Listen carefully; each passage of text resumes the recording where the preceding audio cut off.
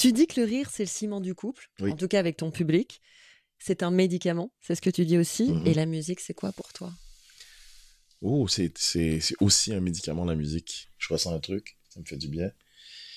Donc, la musique est un baume pour mon âme, si on veut. I got you, loving you for the rest of my life. Mon travail sur la langue française aujourd'hui, c'est pas sur comment améliorer mon niveau, c'est plus sur comment accepter le fait que je vais parler comme un touriste allemand pour le reste de ma vie.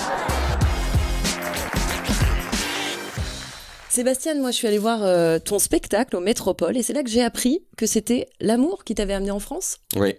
Ouais. J'ai rencontré une Française quand j'étais à New York et une Toulousaine, donc j'ai vécu plusieurs années à Toulouse, mais je suis plus avec elle. Hein. Ah, ça y est. Donc je suis venu avec, pour une Française, je suis resté pour les autres. Et maintenant, ça fait 12 ans que je suis avec ma grande femme actuelle, la mère de mes 3 enfants, mon amour pour la vie, au cas où elle regarde. Je veux insister là-dessus. C'est à partir du moment où je plais, d'un coup je mets mon costume. c'est ça. Ah, je viens avec mon diadème, C'est ma bon. robe rose, Okay. oui, bien sûr. Ouais, Et là, je me dis, je peux plus rigoler. Je peux plus parler très fort. Est-ce qu'il y a quelque chose qui a changé aujourd'hui dans ta façon d'entrer en relation après toutes tes expériences, justement? Oui, ce qui a changé, c'est effectivement, c'est surtout ma posture de princesse, d'objet de désir qui a changé. J'avais pas la bonne perception de ce que je suis. Alors qu'en fait, ce qui crée vraiment l'attractivité justement chez toi, c'est l'immédiateté. C'est-à-dire qu'on sent qu'on est directement dans de l'humain. Bonjour Franck, j'ai une question pour vous. On parle toujours de la honeymoon period, ça veut dire que l'amour, le passion et tout ça, ça dure pendant presque 1 an et après ça tombe, ça redescend.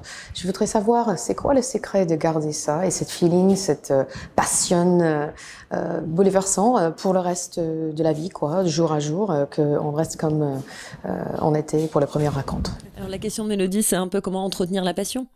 Oui, quelque part. En fait, derrière cette question, elle parle de passion comme de passion du début. Et je crois en fait qu'elle est en train de parler de quête d'intensité. Cette intensité, si elle la retrouve tout le temps et partout, ça ne sera plus de l'intensité. Parce qu'en fait, on connaît l'intensité dans notre vie que fonction des moments moins intenses. Si tout devient intense, plus rien n'est intense. Est-ce que tu as déjà manqué de confiance, justement, parce qu'on entend un petit peu dans le témoignage de Clément qu'il y a ça aussi en sous-jacent. Et comment tu as fait pour surmonter ça? Je me suis créé ce personnage-là de confiance en moi. Et à force de me le créer, à force de me le répéter, on dirait que je l'ai prise. Mais au fond de moi, j'étais juste un petit gamin, je pense, terrifié et mort de trouille, tu vois. Je pense que monter sur scène, faut de la confiance. Et en même temps, le doute est tout le temps là. J'ai tout le temps peur qu'il n'y ait personne dans la salle, j'ai tout le temps peur que ça marche pas, j'ai tout le temps peur que les gens rient pas. Ça m'a jamais quitté, ça.